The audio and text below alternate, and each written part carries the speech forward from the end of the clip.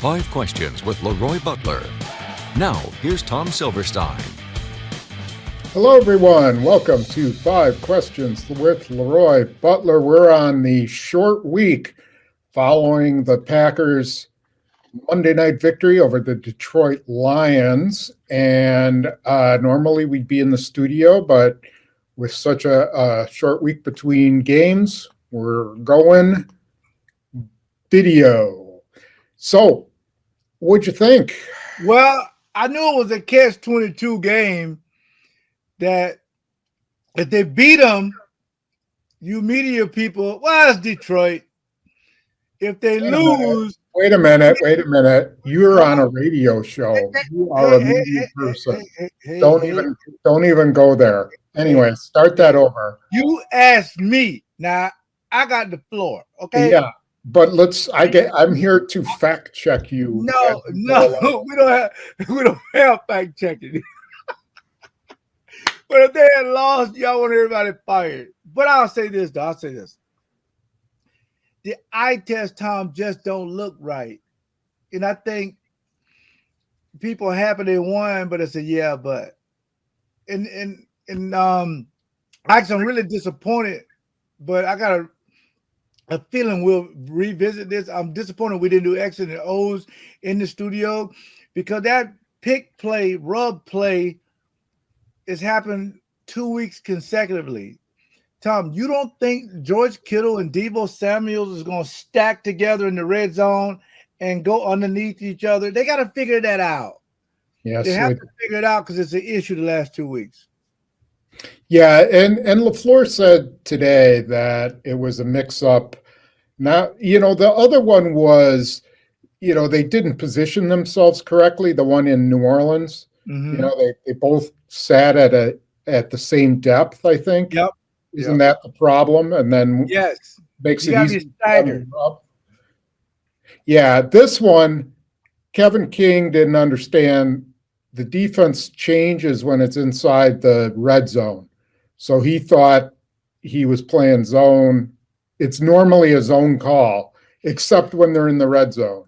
And, he's playing the slot for the first time, and I think that got him. But regardless, he's the one who blew it. It wasn't Eric Stokes. And, that was 2 big plays on him again. What did you think about him in the slot? The reasoning, I think, was to get Eric Stokes on the field, but they felt the 3 best corners were Jair Alexander, King, and Stokes. What did you think? Well, I think it was good to give Detroit something they probably hadn't practiced. I'm sure Detroit hadn't practiced seeing Kevin King on the inside. I even saw Jair Alexander on the inside. At this point, it's on-the-job training with this particular defense. And if you get a quarterback with some great talent, that game could have been a shootout, probably in the 30s or 40s. But again, it's paying attention to detail. You shouldn't be making those kind of mistakes this late in the season. And people say, what do you mean late in the season? It's just the second game. No, you've been there the whole off season. And remember, the only thing that you really switched up, allegedly, is Mike Pettit. I mean, you got all these guys back and you're seeing the same stuff. But when you put in Stokes, who had 2 fourth-down stops. Now, where I'm from, that's paramount. I mean, those are like turnovers. I mean, those are very important downs. Mm-hmm.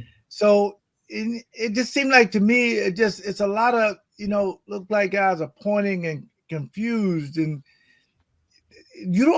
again, the first week against the Saints, the second week this week, and then, guys are still not on the same page. I mean, it's just truly disturbing, and I just hope they fix it because trust me, Tom. You know this. It's a copycat league. You're gonna see it till you stop it.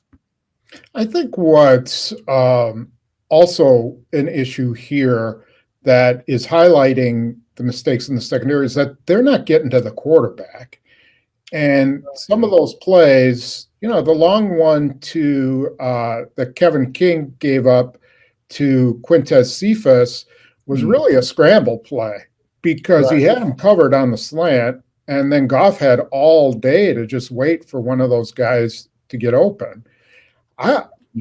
I have to wonder what's going on with their pass rush. They didn't blitz much, but you would think they would at least get some kind of push out of, Sean Gary, Preston Smith, Kenny Clark, and Kingsley Keke. Yeah, and I think not having Zadarius Smith, the guy who pretty much gets all your sacks and all your pressures, is going to be out for another 2 weeks, and now you can see him not being a captain. Look, this how it looks when he's not there. I mean, it's a great case for it. And you're right. Jared Goff. I mean, remember now, Joe Barry. He's played with Jared Goff. Is in the same building with him just last year with the Rams, so he knew how to defend him.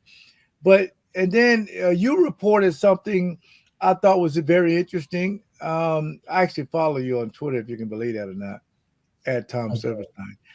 But you said that LaFleur, and then at the press conference, LaFleur said he had a discussion with Joe Barry and said change some things up. Can you drill into that a little bit more? What happened with that? Yeah, so I think at halftime, LaFleur said, look, it's okay to play. I like playing man-to-man, but if you're not going to get any pass rush out of it, that's counterproductive, because eventually those guys are going to get free, at least in a zone.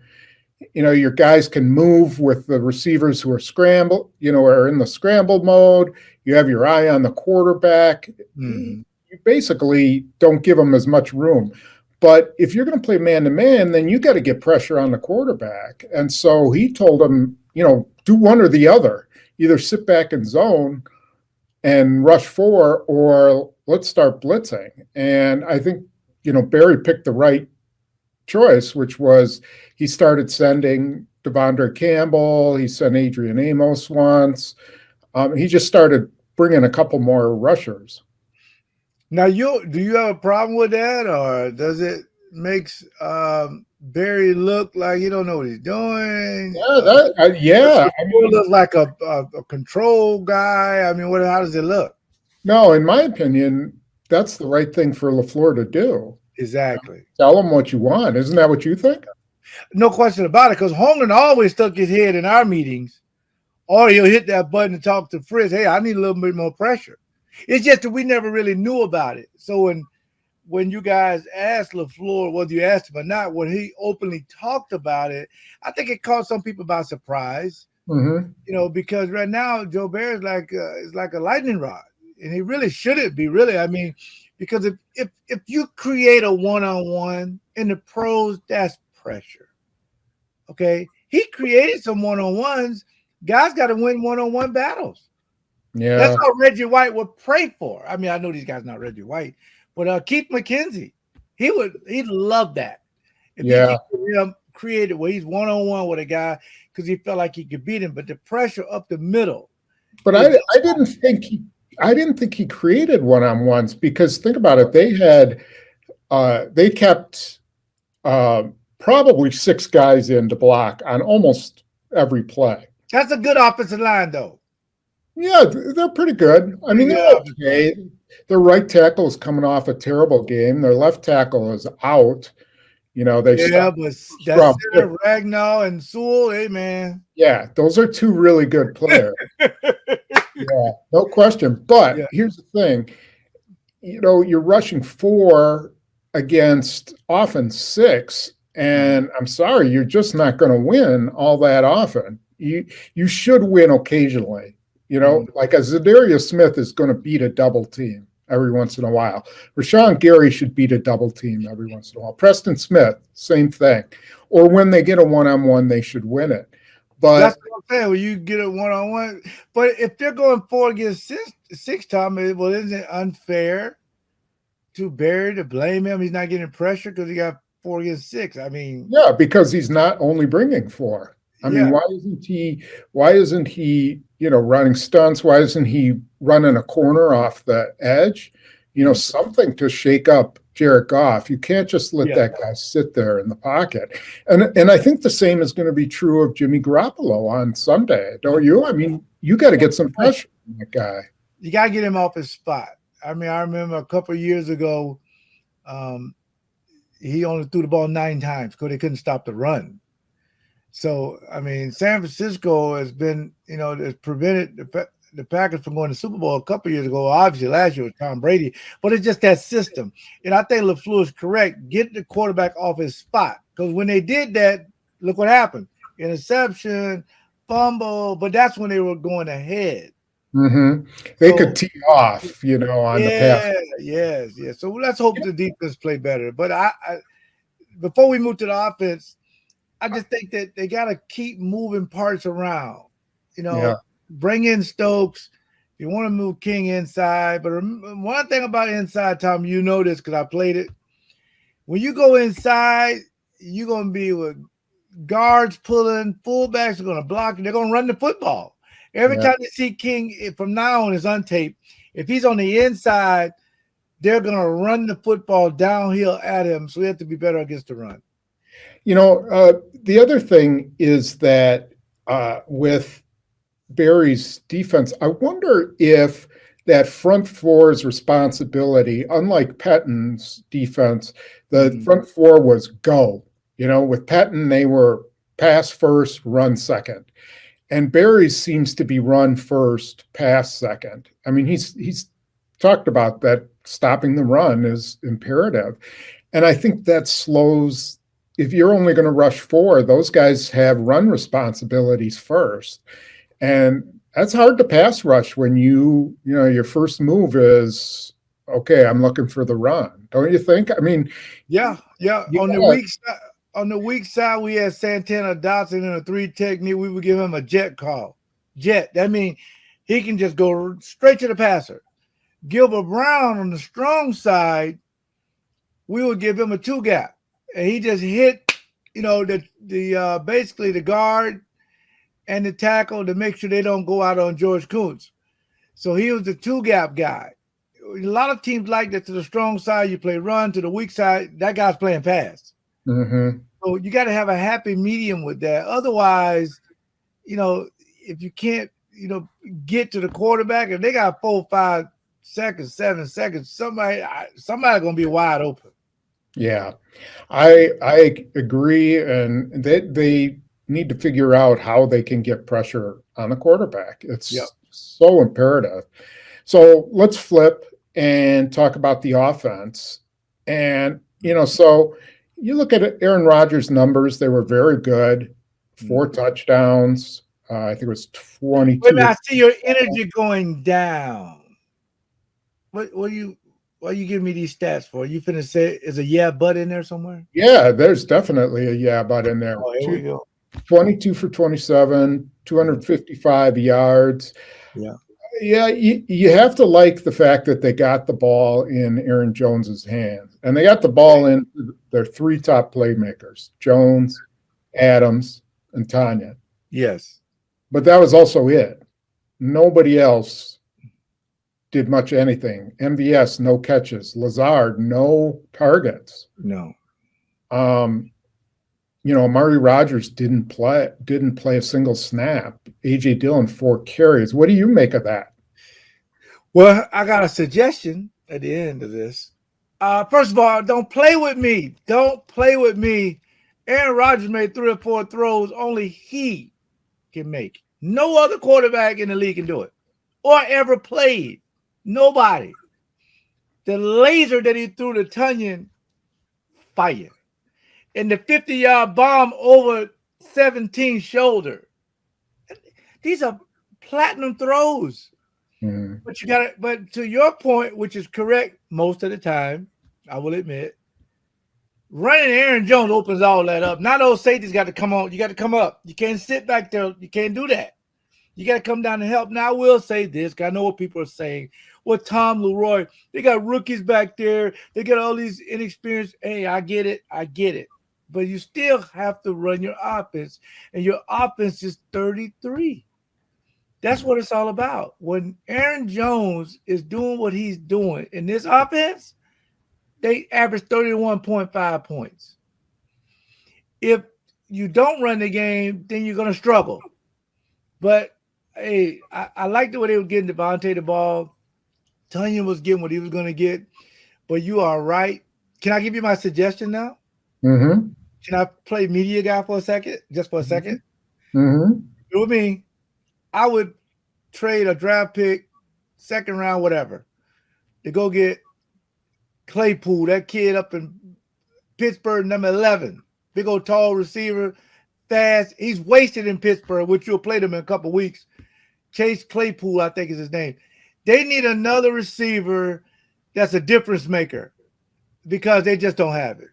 And then but to MVS's defense, he wide open, Aaron Rodgers overthrow him.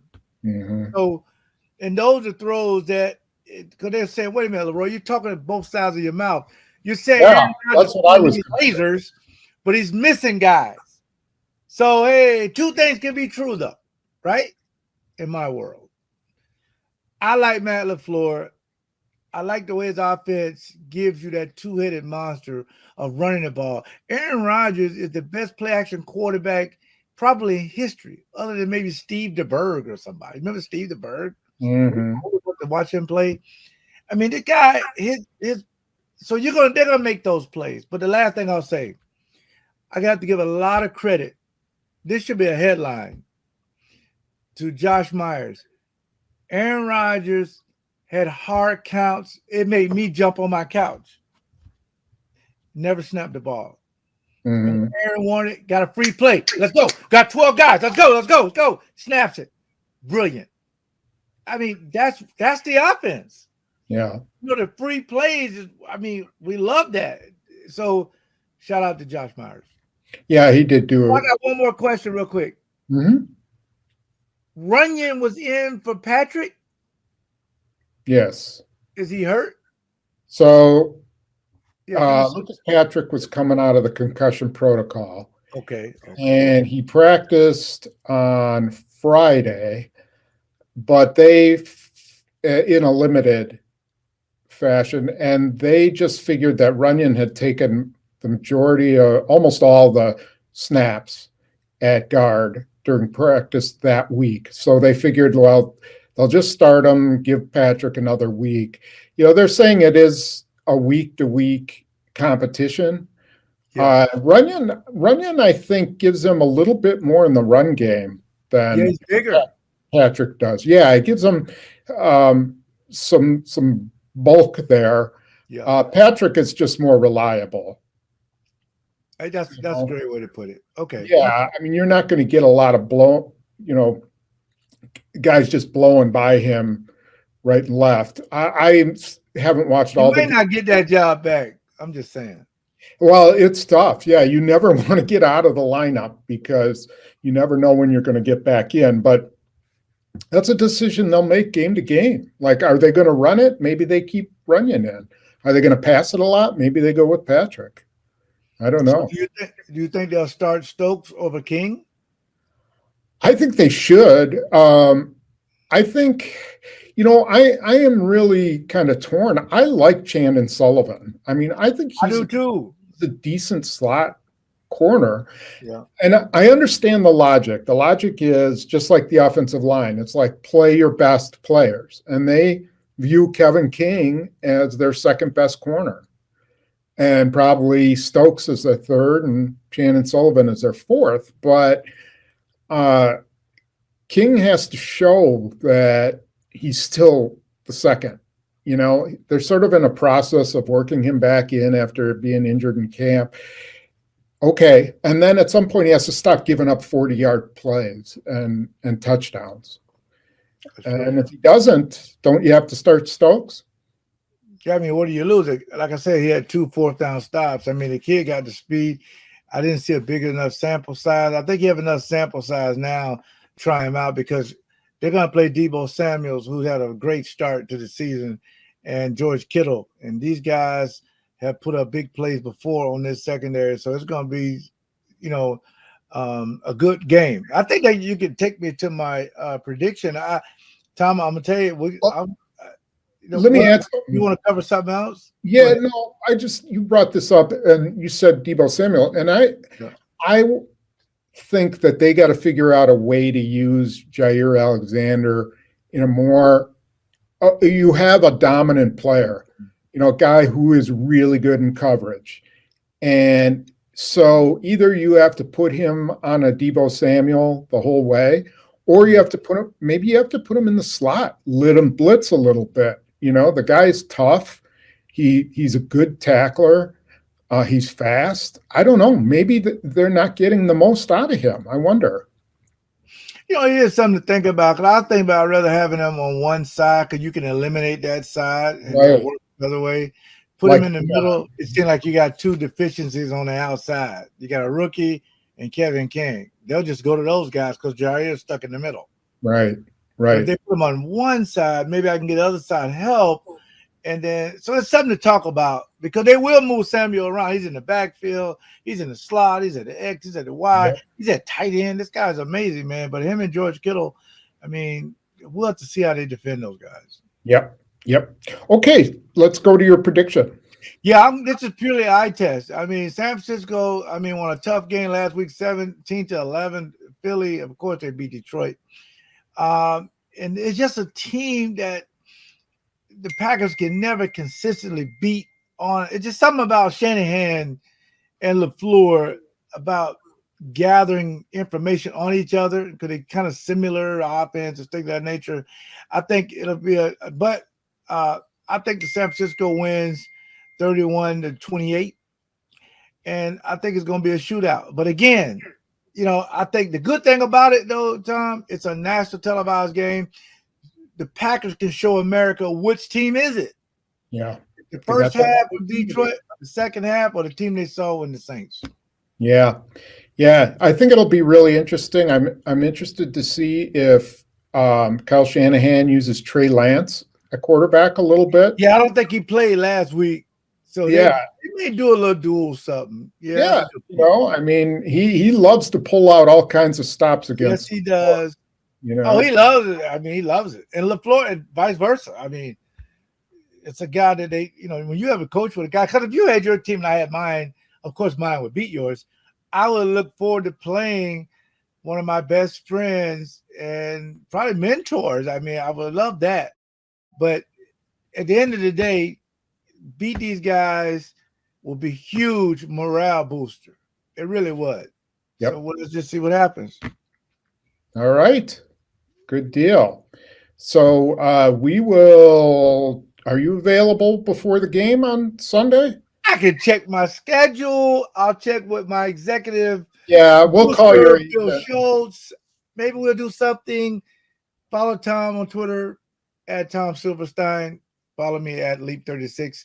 But we'll probably do something before the game like we know. So you can ask questions and things of that nature. I like when the fans have questions. And again, PackerNews.com, JS Online. Oh, before I get out of here, I want to thank Leap Vodka, and you can get that at any pick and save. Go to leapspirits.com. It's the best vodka in America. And again, my new brats are out. I'm going to get you and Bill some. Oh. And they are out at every metro market and pick and save. So just go in there, ask for them, and I would appreciate that. So I love the fans and everything about it. Again, pickandsave.com. And hopefully I'm wrong, and the Packers can pull out a win. Well, we shall see. I'll be there live, so look forward to it. Check in on all our coverage at Packers News and JS Online, and we will see you later in the week. Take care, everyone. Bye-bye.